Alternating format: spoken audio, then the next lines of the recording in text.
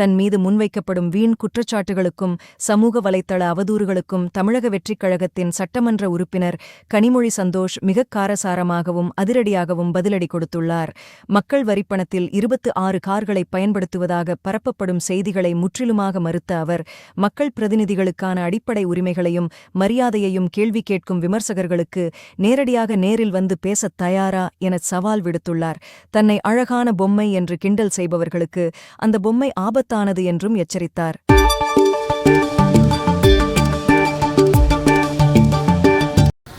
சட்டசபைக்கு முன்னாடி வரும்போது நம்ம அந்த ஃபர்ஸ்ட் டே வரதுக்கு முன்னாடியே வந்து ஒரு டீசர் மாதிரி ஒரு ட்ரையல் பீரியட் மாதிரி வச்சாங்க.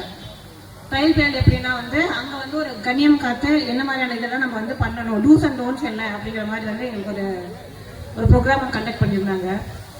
அது காமிச்சாங்க. எப்படின்னா போன சட்டசபை முன்னாடி எல்லாம் பார்த்தீங்கன்னா அந்த சேரை தூக்கி போகிறது, டம்ளர் அடிக்கிறது, பாத்தை தூக்கி வீசுறதுங்கிற மாதிரிலாம் இருந்துச்சு.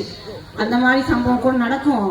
ஆனால் அவங்கெல்லாம் பண்ணுவாங்க. ஆனால் நம்ம டிவிகேக்காரங்க எதுவும் பண்ணக்கூடாது, எது பண்ணாலும் அமைதியாக இருக்கணும் அப்படின்னு சொல்லி அனுப்பிட்டாங்க. வேற அப்போ நம்ம என்ன போட முடியும்? மைக்கை புரிஞ்சு தூக்கி மூஞ்சில போட முடியும், அங்கே போட முடியாது. ஆனால் நாங்கள் சிரிச்சிட்டே இருந்தாச்சு. ஆனால் இன்னைக்கு இதை பேசணும். ஏன்னா எதுக்கு நம்மளை நோண்டிகிட்டே இருந்தால் உடுங்கிட்டு ஏதாவது இருக்காங்க.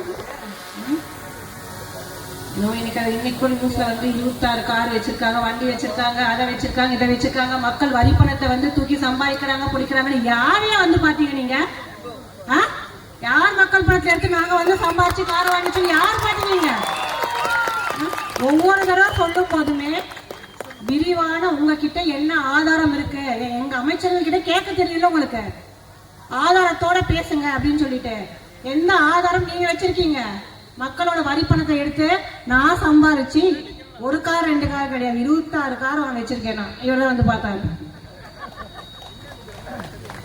இப்ப நாங்க சம்பாதிக்கிறோம், நாங்க தொழில இருக்கிறோம். இல்ல இது என்ன ஒரு கூத்தா இருக்கு? ஒரு சட்டமன்ற உறுப்பினர், ஒரு எம்எல்ஏனா செருப்பு போடக்கூடாது, தலையை செய்யக்கூடாது, குடிக்க கூடாது, அப்படியே வரணும் ஏதாவது இருக்கா? நான் கேட்கறேன். எதை பண்ணாலும் அதான் இன்னைக்கு பாருங்க, நம்ம இவருங்க அமைச்சர் கீர்த்தனாங்கெல்லாம் அதை ஒரு டோட போட்டு விட்டாங்க. நேரா பேசி கட்சிக்கோ மக்களுக்கோ ஒரு சரியான பதில் சொல்ல முடியாத நீங்க அப்படிதான் பொம்பளை பற்றி பின்னாடிதான் புறம் பேசதான் தெரியும் உங்களுக்கு. வேற என்ன தெரியும்? இத்தனை பேரு இந்த சோசியல் மீடியால இத்தனை கமெண்ட்ஸ் அடிக்கிறீங்க பாருங்க. தைரியம் இருந்தா முன்னாடி ஒருத்தன் பேச பார்க்கலாம். ஒருத்தன் பேசுங்க. முன்னாடி பேசுறதுக்கு உங்களுக்கு வேண்டாம் பேச்சு சொல்லக்கூடாது. அது இல்ல பின்னாடினா பேசலாம். ஒரு இவங்க இப்படி இருந்துகிட்டு வீட்டுக்குள்ள ஆட்களை சரி செய்யாம வீட்டையும் காப்பாற்றுறதுக்கு யோகிதை கிடையாது. இவங்க நாட்டை காப்பாத்துறாங்களா? அதை எந்திரிச்சு நான் அதை சொல்லிடுவேன், நீங்க அதை பார்த்து தான் பண்ணீங்களா, இதை பார்த்து தான் பண்ணீங்களான்ட்டு. அவங்க வீட்டுல இருந்து நம்ம யார் எதிர்கட்சியில் இருக்காரு நீங்க இப்போ அவங்க வீட்டுல இருந்து கூப்பிட்டு ஜெயிப்போமா இல்லையா அப்படின்னு சொல்லிட்டு கேள்விகள் வருது. அவங்களாம் வீட்டுல இருந்து துரத்திடுவாங்க போல இருக்கு. ஏன்னா அவங்க ஜோசியம் பார்க்கறாங்க இல்லையா? நீ போய் உங்க வீட்டுல கேளப்பா, உங்க வீட்டுல இருக்கக்கூடிய பெண்களை கேள்ப்பா.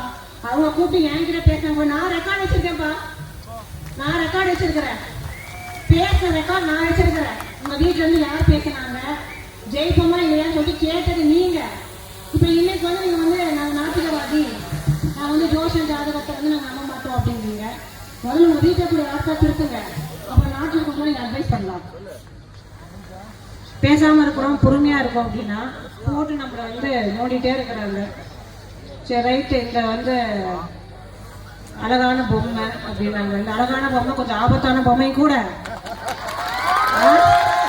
அதனால தூரம் நின்று மூஞ்சி தெரியாம பேசிக்கோங்க. மூஞ்சிக்கு முன்னாடி நேர்ல வந்தனா அழகான பொம்மை அப்புறம் என்ன ஆடுங்கிறது அப்புறம் தெரியும்.